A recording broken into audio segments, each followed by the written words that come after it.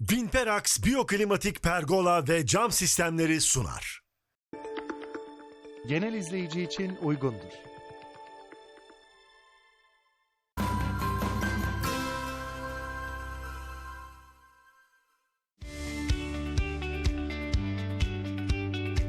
Çocuklarda görülen öksürük çoğu zaman kısa süreli ve geçici bir durum olarak değerlendirilse de bazı durumlarda daha uzun sürebiliyor. Özellikle belirli bir sürenin üzerine çıkan öksürüklerde dikkatli değerlendirme önem kazanıyor. Peki çocuklarda uzamış öksürük kavramı tam olarak ne anlama geliyor? Çocuklarda bir öksürük eğer 2-3 haftayı geçiyorsa o zaman mutlaka uzamış öksürük olarak kabul ediyoruz.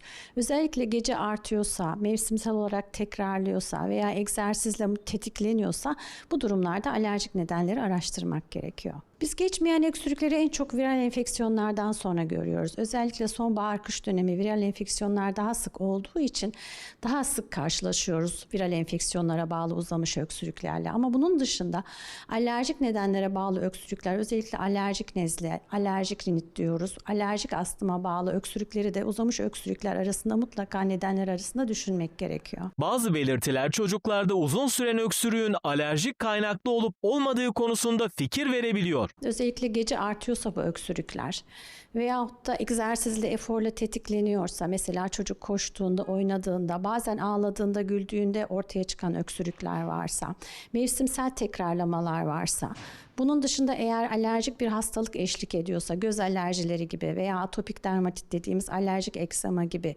belirtiler eşlik ediyorsa o zaman alerjik öksürük konusunda düşünmek gerekiyor. Çocuğun boğaz temizleme hareketi, geniz çekme hareketi diyoruz, tekrarlı bir şekilde varsa, bunun dışında sanki burnunda akıntı varmış gibi sürekli burun çekme hareketi varsa, gece ağzı açık uyuyorsa, gece horlamaları varsa veya göz altlarında bizim alerjik parıltı dediğimiz pembe mor halkalar bazen olabiliyor.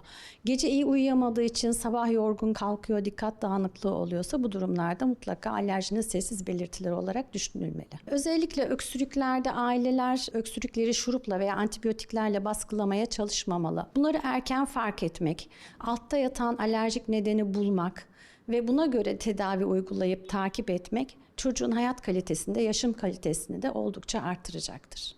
Vinperax biyoklimatik pergola ve cam sistemleri sundu.